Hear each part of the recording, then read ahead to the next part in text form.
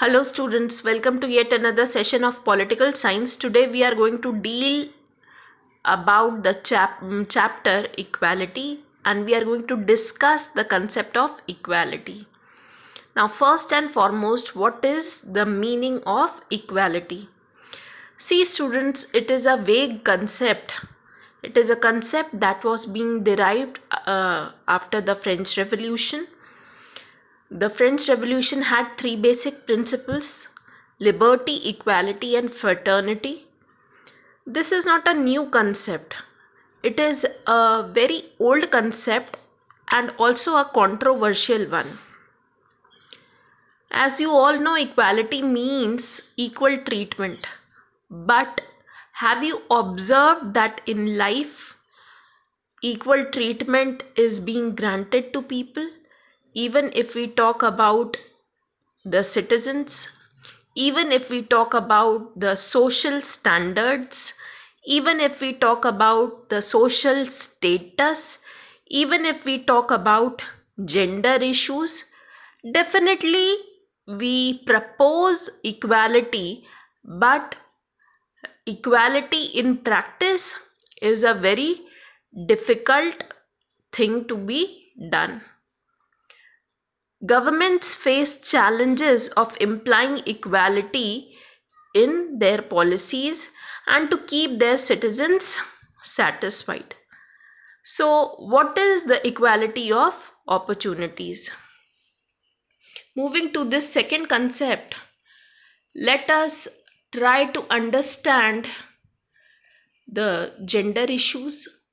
First and foremost, there are variations according to the gender of people. The male persons are more favored in our social system as well as in our political system in comparison to the conditions of women. So, here also we get to see that there are disparities, though we talk about empowerment, though we talk about bringing equality in the social strata, but still there are disparities. Now, how to remove these equality, how to remove these hurdles on the path of equality, and how to promote the equality in context of opportunities.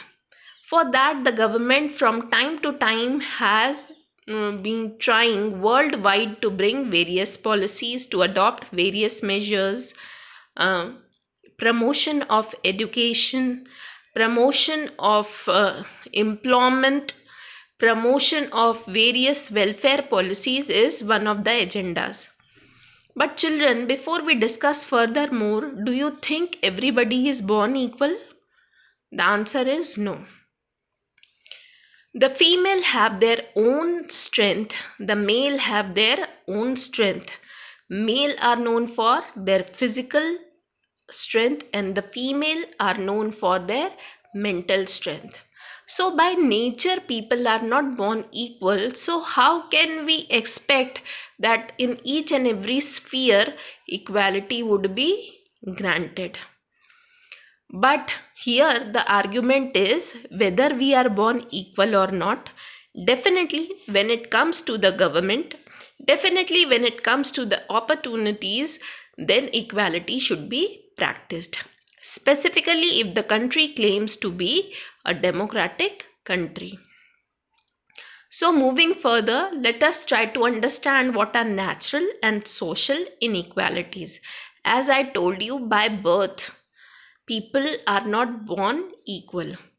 Some are physically strong, some are born with some genetical diseases, or some are even born handicapped. So, nature wise, naturally, there are some strength granted to such handicapped people also. For example, Stephen Hawkins, though he was a very renowned scientist, but for a very long span of his time, lifespan, he was on the wheelchair only and even had difficulty in speaking. So, a computer used to decipher his thoughts and code his concepts and ideas for him. So here we see that though physically incapable, but still his mental strength had always motivated him and others to work for science. In the same manner, we see certain people who are well off, who have all the resources, who have opportunities, but still they do not want to excel in life.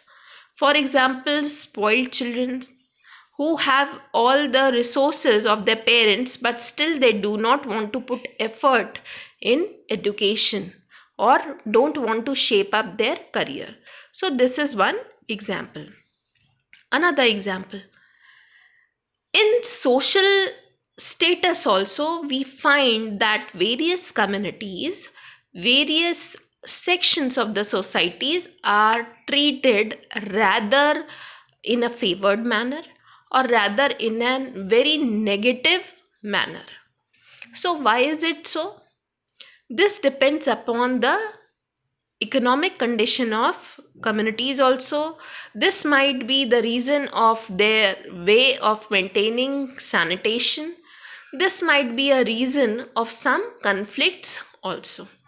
So we notice that in society, in social status also, though we are progressing nowadays, but still there are a lot of disparities, inequalities practiced. For example, if you take the example of UNO also, there you would find that the member countries of the Security Council are quite favored one, quite influential and powerful one, while the other countries, specifically if we talk about various countries from African continent, then we see that these countries are not that favored by the United Nations. So why does this happens?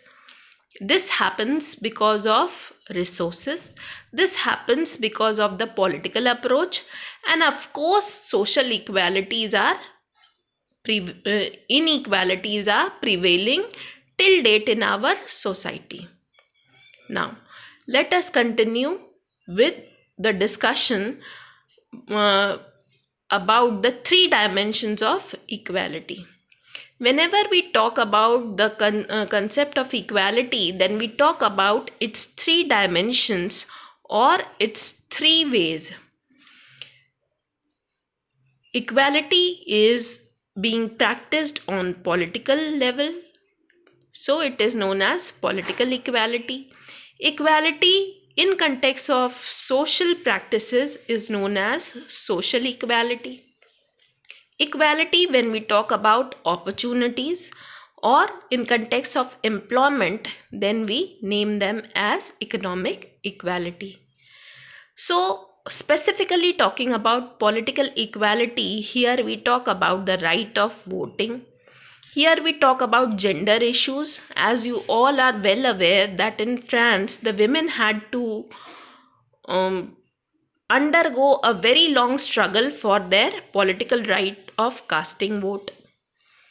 And so is the trouble of many other countries also till date, where the women are not treated equally in the political system. If we talk